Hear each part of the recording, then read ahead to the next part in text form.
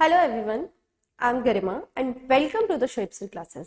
आज हम स्टार्ट कर रहे हैं आपकी 11th क्लास की सेकंड बुक स्नैपशॉट का first chapter the summer of the beautiful white horse by William सैरोल।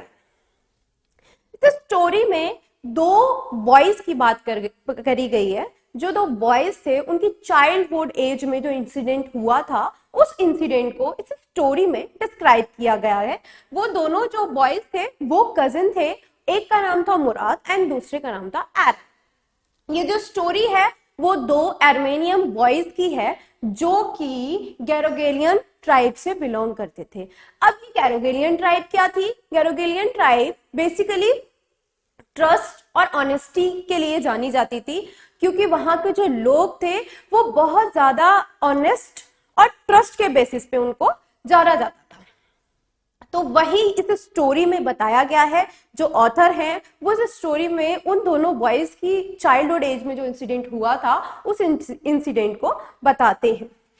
दूसरा क्या था कि वो दोनों बॉयज बिल्कुल अलग थे एक दूसरे से। मतलब कि जो एरम था वो 9 इयर्स ओल्ड था और जो मुराद था थे तो वो कजिन थी, बट जो मुराद था वो 13 ईयर ओल्ड था। क्या था कि जो एरम था वो मतलब वर्ल्ड रियलिस्टिक चीजें उसको पसंद थी, लेकिन वही जो मुराद था वो क्रेजी था और उसको लोग क्रेजी कॉल भी करते थे, मतलब बुलाते भी उसको क्रेजी थे।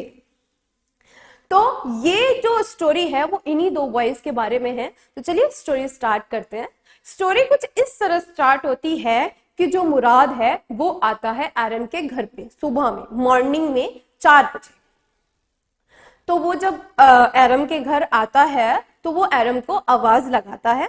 तो एरम जो थे वो थोड़े नींद में थे, तो वो अपनी विंडो से देखते हैं वो जो मुराद था वो एक व्हाइट हॉर्स पे बैठा हुआ है, मतलब वो राइडिंग के लिए बिल्कुल तैयार है व्हाइट हॉर्स पे।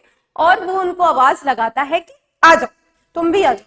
तो मतलब उनको जो एरन थे उनको ये सब बिल्कुल सपना टाइप का लग रहा था, बिल्कुल ड्रीम टाइप का लग रहा था, कहीं वो ड्रीमिंग तो नहीं कर रहे हैं, मतलब वो थोड़े नींद में भी थे। और सबसे बड़ी बात क्या थी कि इनका जो ट्राइब था, मैंने जैसा कि बताया कि वो ऑनेस्टी एंड ट्रस्ट के बेसिस पे जाना जाता था, बट एज वेल एज वो पॉवर्टी के बेसिस पे भी जाना जाता था, क्योंकि वो लोग इतने गरीब थे कि जो एरम और मुराद हैं उनको ये तक नहीं पता था कि उनके लिए वो जो मील्स आती हैं, 3 टाइम की जो मील्स आती है, जो खाना आता है, वो कहाँ से आता है। वो लोग इतने गरीब थे, तो ये पॉवर्टी के बेसिस पे भी जाना जाता है। तो एक तो ये था कि वो नींद में थे जो एरम है। दूसरा क्या था कि वो लोग इतने गरीब थे कि वो एक हॉर्स एफोर्ड नहीं कर सकते थे। तो उनको लग रहा था कि नहीं, ऐसा नहीं हो सकता कि मुराद यहाँ पे कैसे व्हाइट हॉर्स, इतना सुंदर सा हॉर्स था, इतना ब्यूटीफुल सा हॉर्स था, तो ये कहाँ से आया। तो वो उसको कहते हैं कि तुम बाहर तो आओ। तो जैसे ही वो मतलब वो खुद को चेक कर रहे थे कि कहीं मैं मतलब सपना तो नहीं देख रहा हूँ, क्या ये सच है या सच नहीं है। वो लोग इतने पुअर थे कि वो हॉर्स अफोर्ड नहीं कर सकते थे, इसीलिए वो उसको ये सारी चीजें रियल लग ही नहीं रही थी। तो वो जो एरन थे वो सरप्राइज थे इस बात से लेकर के कि हम इतना अफोर्ड नहीं कर सकते हैं, तो ये हॉर्स आया कहाँ से। तो जो मुराद था उन्होंने आवाज लगाई एरम को कि बाहर आओ।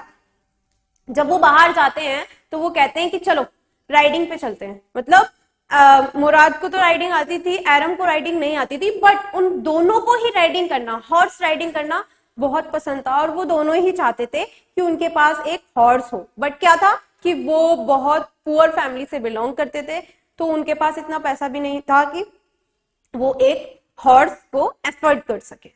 फिर क्या हुआ कि मुराद ने जैसे उनको बाहर बुलाया और उनको बोला कि अपने शूज वूज पहन करके बाहर आ।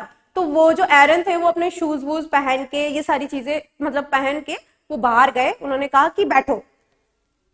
वो पीछे बैठ जाते हैं और वो दोनों निकल जाते हैं राइडिंग के लिए। सुबह सुबह का टाइम था, बहुत अच्छा लग रहा था और मुराद को राइडिंग आती थी तो उनको और भी अच्छा लग रहा था। तो उन्होंने राइडिंग करी और कुछ देर बाद फिर वो एरम को बोलते हैं कि तुम उतरो, मैं अकेले राइडिंग करूंगा। तो एरम को उतार दिया जाता है और फिर वो जो मुराद थे वो खुद ही राइडिंग पे निकल जाते हैं। तो जब वो राइडिंग कर रहे थे, जैसे ही उनकी राइडिंग कंप्लीट हो जाती है और जब वो एरम के पास आते हैं वापस लौट के, तो एरम उनको बोलते हैं कि चलो अब तुम उतरो, अब मेरी बारी, अब मैं अकेले राइडिंग करूंगा। तो मुराद जो थे वो उनसे कहते हैं कि तुम्हें तो राइडिंग आती ही नहीं है, तुम्हें तो हॉर्स राइडिंग आती ही नहीं है, तो तुम कैसे कर पाओगे? तो कहते हैं कि जब मैं करूंगा तो मैं सीख जाऊंगा। तो वो क्या करते हैं कि उनको हॉर्स दे देते हैं। तो एरम जो थे वो उस पे हॉर्स पे बैठ जाते हैं, लेकिन उनसे वो जो हॉर्स था वो संभल ही नहीं रहा था, वो इधर उधर हुए जा रहे थे बार बार। और वो जैसे ही उन्होंने टर्न लिया तो वो जो हॉर्स मतलब वो निकल गए राइडिंग के लिए, लेकिन वो इधर उधर हो रहे थे, मतलब ठीक से स्टेबल नहीं हो पा रहे थे उस हॉर्स के ऊपर। फिर क्या हुआ कि जैसे ही वो थोड़ा आगे बढ़ते हैं, वो थोड़ा सा टर्न लेते हैं ना, तो वैसे ही क्या हुआ कि जो वो एरम थे वो गिर जाते हैं और जो हॉर्स था वो एक अलग डायरेक्शन में चला जाता है। तो जो मुराद थे फिर उस हॉर्स को पकड़ के लाते हैं और फिर एरम को भी देखते हैं कि उनके लगी तो नहीं। तो फिर वही उनकी राइडिंग वहां पे खत्म होती है और वो लोग घर वापस आ जाते हैं। बट एरम के माइंड में कहीं ना कहीं ये था कि ये हॉर्स आया कहाँ से, क्योंकि उनको पता था कि उनका दोस्त चोरी तो नहीं कर सकता, वो चोर तो नहीं हो सकता, ये हॉर्स आया कहाँ से। वो वही सोच रहे थे कि इसको कहीं से मिला होगा ये डेफिनेटली। फिर क्या होता है कि उनके घर पे कुछ टाइम बाद, मतलब उनके घर पे दो विजिटर्स आते हैं। पहले विजिटर थे मिस्टर खुशरोफ एंड दूसरे थे जॉन पायर। जो मिस्टर खुशरोफ थे वो आए हुए थे उनके घर पे, एरन के घर पे। बेसिकली वो एरन के घर आए हुए थे। एरन जब आते हैं तो वो देखते हैं कि उनके घर पे दो विजिटर्स आते हैं। पहले विजिटर थे मिस्टर खुशरोफ, जो कि बहुत ही इरिटेटेड पर्सन थे और बहुत ही ज्यादा मतलब शांत माहौल में रहने वाले। उनके आगे कितना भी कैसा भी मोमेंट आ जाए, लेकिन वो सोचते वही थे, मतलब वो बोलते इस तरह से थे जैसे कुछ हुआ ही नहीं है। चाहे किसी भी तरह की कोई भी सिचुएशन हो, वो यही कहते थे कि जैसे मतलब ऐसे रिएक्ट करते थे जैसे कुछ हुआ ही ना हो। फिर क्या हुआ कि वो मतलब वो इतने इरिटेटेड थे कि उनको देख के सब हंसने लगते थे कि मतलब ऐसा हो चुका है और इनको कोई फर्क ही नहीं पड़ रहा है। तो क्या हुआ कि एक बारी क्या था, मतलब खुशरूफ के बारे में बताया गया इस चैप्टर में थोड़ा सा, कि वो हेयर कट कराने के लिए बार्बर के पास गए हुए थे। तो उनका बेटा आता है और इनको बेटा कहता है उनसे कि पापा वहां हमारे घर पे आग लग गई है। तो वो इस सिचुएशन में भी अपने बेटे को कहते हैं pay no attention to it, it is no harm. ये जो लाइन थी वो हर बात पे यही लाइन बोलते थे। फिर क्या होता है, मतलब इरिटेटेड पर्सन थे, बहुत ज्यादा इरिटेटिंग वे में वो ये वाली लाइन बोलते थे, जिससे लोग उनसे बहुत इरिटेट हो जाते थे। फिर क्या होता है कि नेक्स्ट विजिटर आते हैं तो उनका नाम था जॉन बायरो। जब वो आए तो वो एक फार्मर थे।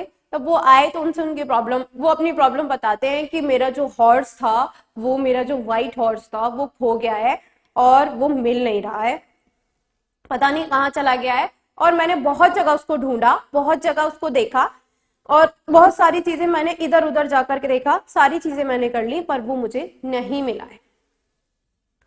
क्या हुआ कि एरम ने ये बात सुन ली होती है, लेकिन वो जो खुशरूफ अंकल थे, मतलब मिस्टर खुशरूफ जो थे, वो भी मतलब उस टाइम पे भी मतलब उनका हॉर्स खो गया है, उन्होंने वही वाली लाइन बोली, pay no attention to it, it is no harm. उनको भी वो यही लाइन बोलते हैं।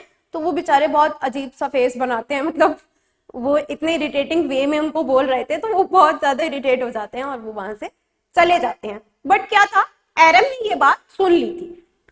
तो एरम कहीं ना कहीं अपने माइंड में यही सोच रहे थे कि क्या ये जो व्हाइट हॉर्स मुराद के पास है, जिसपे हम राइडिंग करने गए थे, क्या ये वही हॉर्स तो नहीं है।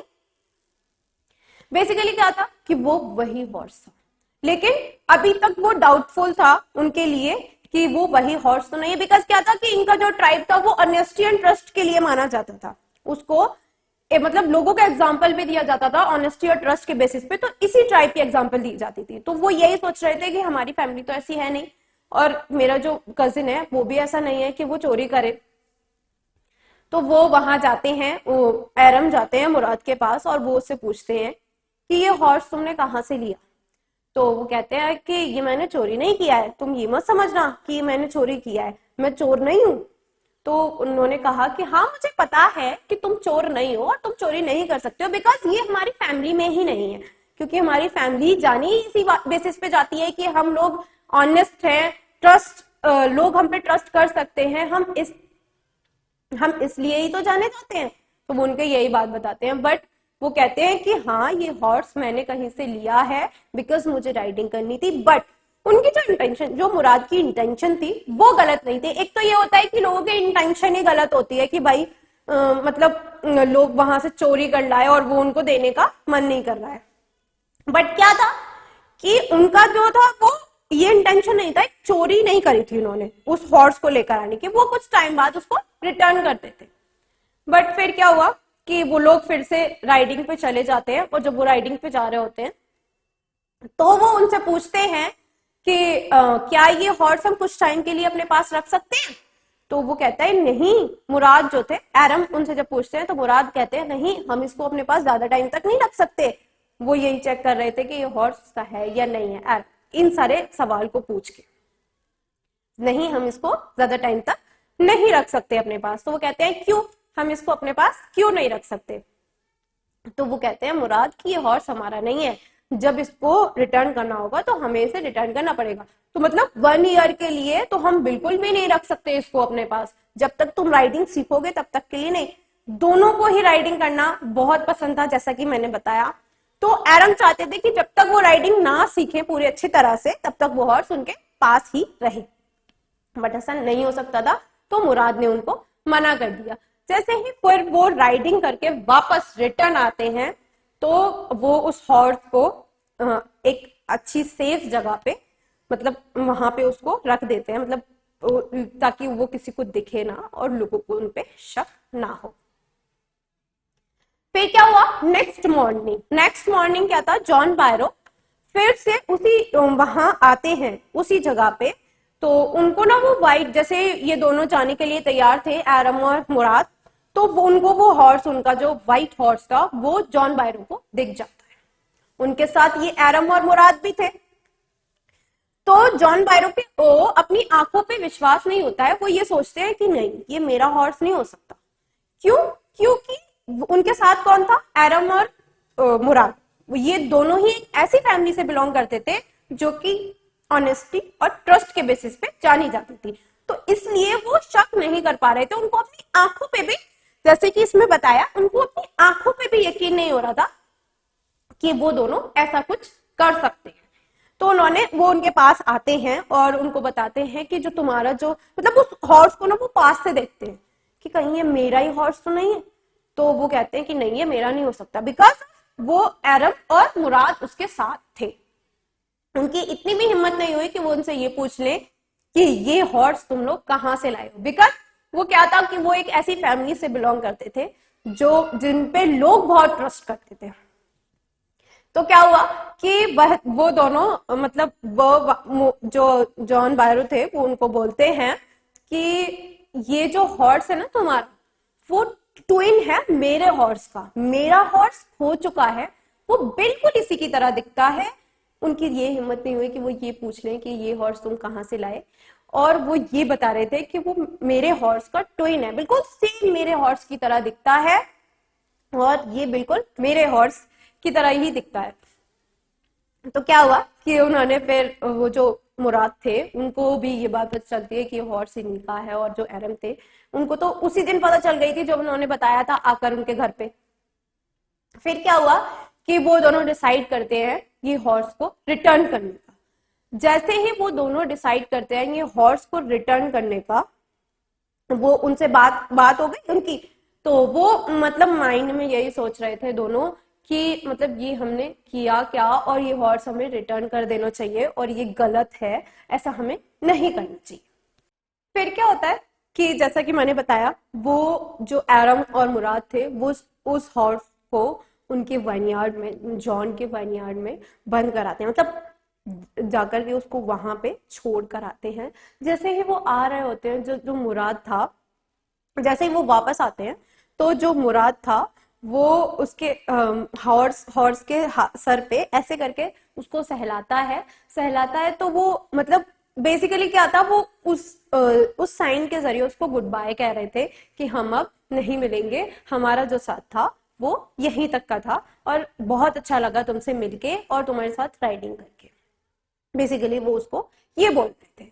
तो जैसे ही वो वापस आते हैं तो वो वापस आ जाते हैं अपने घर, दोनों, एरम और मुराद। फिर क्या होता है कि नेक्स्ट मॉर्निंग जैसे जॉन बायरो जब उठते हैं और देखते हैं अपने वाइनयार्ड को, तो वहां पे वो हॉर्स उनको नजर आता है। तो जब वो उस हॉर्स को देखते हैं तो वो बहुत ज्यादा खुश हो जाते हैं, बहुत ज्यादा, मतलब अपनी फीलिंग एक्सप्रेस नहीं कर पा रहे थे वो इतने खुश हो जाते हैं।